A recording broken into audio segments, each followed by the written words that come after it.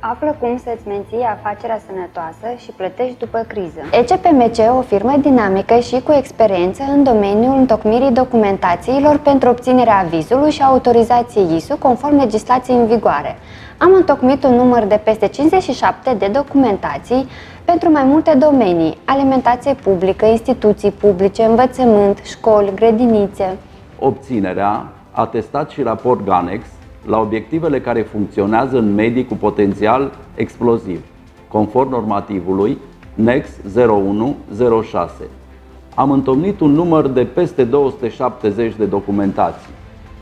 S-a obținut atestat și raport GANEX pentru mai multe firme de prestigiu național și internațional, cum ar fi rafinării, stații de distribuție carburanți, instalații la sonde de suprafață. La sfârșitul crizei medicale urmează o criză economică din care nu vrei să faci parte.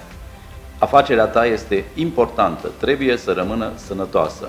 Suntem numărul 1 în recomandările INSEMEX-ului. Îți oferim servicii și soluții complete în vederea obținerii acordului, avizului și autorizației de mediu. Cu noi vei primi un pachet complet al serviciilor și garanția că ECPMC îți rezolvă orice problemă legată de mediu. Motoarele afacerii nu trebuie oprite. Repornirea va fi dificilă. Evită deplasările în această perioadă pentru a te proteja. ECPMC îți acordă tot suportul online, fără cheltuieli suplimentare.